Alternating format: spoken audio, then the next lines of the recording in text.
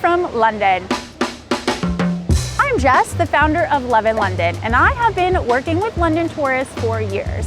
And there are quite a few things that I hear tourists spend their money on that I'm like, why did you do that? That was such a waste of money. So in this video, I'm gonna tell you about the things that tourists end up always wasting their money on and how you can avoid them, keep your hard-earned money, and use it on something better and more enjoyable instead. So let's go. First up, taking taxis. I have heard so many London tourists tell me that they were too nervous to take public transport here, so instead they took taxis everywhere on their trip, which you can do that. Just know that it's gonna cost you way more money than if you were able to just take public transport. If you are a bit nervous about it, we do have something to help called our London Transport Guide, which includes a massive PDF explaining how everything works in the city and also 2 tutorial videos showing you exactly how you would take a London bus and a London tube. So there's really no reason for you to be so nervous that you have to take taxis everywhere. I'm not saying don't ever take taxis in London. I will sometimes take them to the airport or from the airport, and also on nights out, I usually will take a taxi home so I'm not traveling by myself.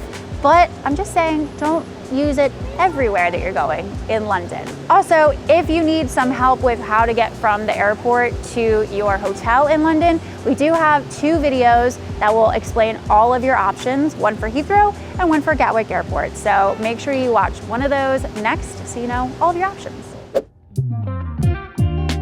Continuing on the theme of paying for public transport, you might have seen something pop up that's called a daily travel card, which is essentially unlimited travel for an entire day. You want to avoid buying one of these like the plague, and here's why. So we have something called a daily cap here in London. So if you're paying with contactless debit or credit, mobile pay, or even if you end up opting for an Oyster card, as you travel throughout the day, you will hit the daily cap for the amount of zones that you're traveling through. So for example, most tourists stay in zones 1 and 2, it's the center of London, and the daily cap is currently £8.80. Now, if you look at how much a daily travel card costs for the same zones, it is almost double what the daily cap is. So you're basically almost paying 100% more to travel in London with a daily card. So just don't buy. Do not buy them. I've literally asked TfL why they exist, and they were like, couldn't really give me an answer. It just seems very silly. Oyster card. Now, an Oyster card is essentially a prepaid card that you can buy and add a credit to, and then you can use it to pay for public transport here in London. But you actually don't need an Oyster card, so paying £7 for each of them for whoever you're traveling with is a waste of money. And that's because you can actually use contactless debit or credit cards, or if you have Apple Pay or Google Pay, one of those mobile pays, you also can use that, and it's free. You don't have to pay £7 to be able to use them. So might as well save the £7 and use contactless instead. And if you're about to say in the comments, but Jess, think of all the foreign transaction fees on my card. Well, we're gonna tell you how to avoid those later in the video. Also, you will probably see a visitor Oyster card option floating around the internet. Do not ever get one of those. They are even more expensive. You have to pay for shipping. Sometimes they don't even arrive. It's just absolutely not worth it, and you don't get any additional discounts on either types of Oyster cards. It's the exact same price to take the tube and the bus as it would be if you do contactless debit or credit or mobile pay. Finally, there is an instance where it would make sense for you to buy an Oyster card, and that's if you have kids traveling with you that are 11 to 15 years old. If they are, you can get something added to your Oyster card that's called a young visitor discount, and that gets them 50% off travel for up to 2 weeks. So if you're in London for like more than 4 days, then actually the cost of the Oyster card and then also getting that discount added to the Oyster card for your kid does make sense.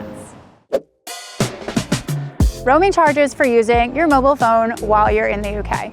So if you've never been abroad before, you might not know that your mobile company will charge you extra to use your phone in a foreign country. So first off, you need to call your mobile phone provider to see how much they're gonna charge you to roam internationally and when you're in the UK. Now, if it's more than like $8 or $9 a day, that really starts to add up if you're here on a longer trip. Instead, you can save money by going for something that's called an eSIM. It's basically something that you install on your phone that lets you use local mobile fuel rates, so you don't get charged for using roaming, and it's much more affordable.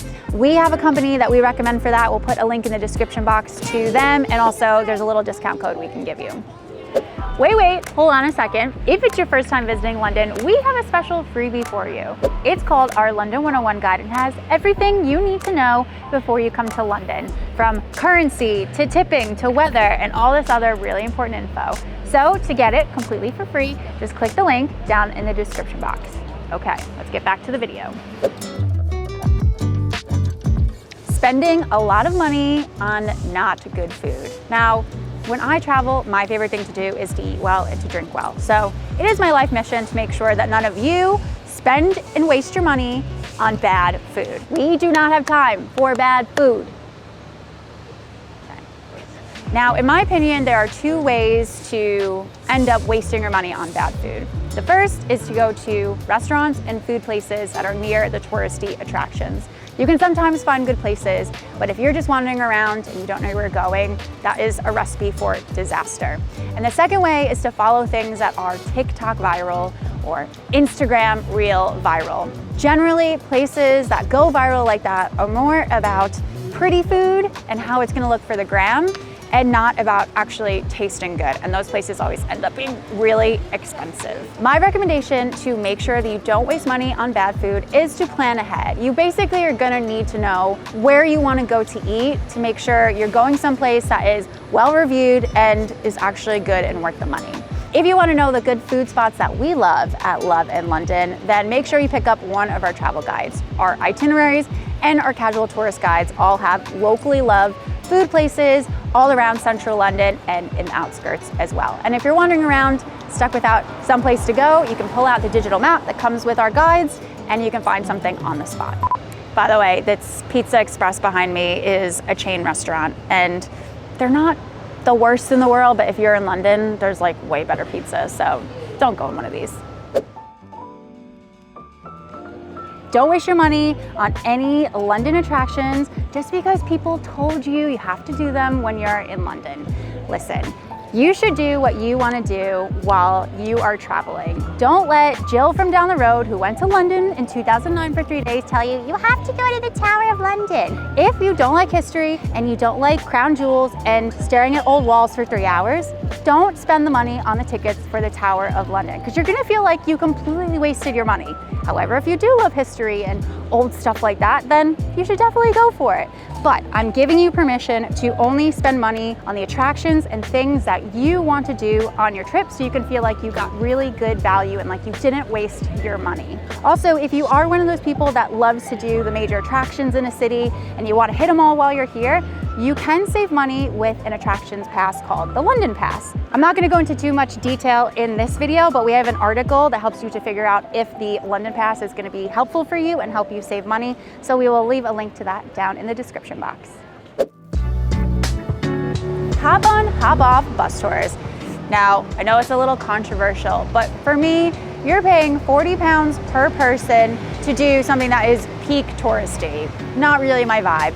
Plus, all of these companies basically just do the same 1 or 2 routes over and over again, and you're very likely that you're just gonna get stuck in traffic and sit either in the cold or in the hot, waiting for this bus to creep along. Also, they're not great for the environment. And we prefer supporting smaller tour companies over big global conglomerates. So we like to tell you about the great tours and experiences you can do around London that are run by small to medium-sized businesses and independent tour guides. And you can see all the ones that we recommend in the tours and experiences section of our website, which we have linked down below. Plastic water bottles. Not only is this obviously not very good for the environment, but if you're trying to buy a water bottle in a touristy area, they know they've got a captive audience, so you are not gonna get off with a good deal on that bottle. Instead, I would recommend, of course, a refillable water bottle. Now, in terms of public water fountains that you can use to refill it, they're kind of few and far between in London. However, you can go into any pub or cafe and ask them to fill your bottle up with tap water, and they basically by law have to do so. Plus, most people would just do it anyway because it's nice. So bring this around and you will save yourself on having to buy any water. Also, if you're eating out at a restaurant here, often the server will say, do you want sparkling or still? Those you usually have to pay for because they come in bottles, but you can actually just go, actually, I'll just take tap, and they'll bring out free tap water for you. You save money on that too. Hotel breakfast. Now, this is not a hard and fast rule, but in my opinion, hotels in London tend to charge quite a bit of money per person for a hotel breakfast, and the food is not really up to par with what you pay. On average, you're gonna usually see about £20 per person added to your nightly rate if you opt for breakfast at your hotel. And if you're American and you're used to like the big buffet breakfast, it's not really as much of a thing here unless you're at one of the big American chains. Instead, I would recommend going to find a local cafe to have a nice, affordable breakfast in the morning, and maybe one day you could choose a really fancy place to have a really over-the-top, beautiful, ornate breakfast, and that can be like a fun thing for you to do. Foreign transaction fees when you use your card abroad. Okay, some banks and credit card companies will charge their customers foreign transaction fees when they use their card to pay for something in a foreign currency. And these fees can be like 3%, 5%, and that really adds up if your trip is over a few days. But the good news is it's 2024 and there's no reason that you should be traveling abroad with a card that charges you foreign transaction fees. So first off, if you have a card that you want to use abroad, contact your bank or your card provider and ask them what fees they charge you to use it abroad.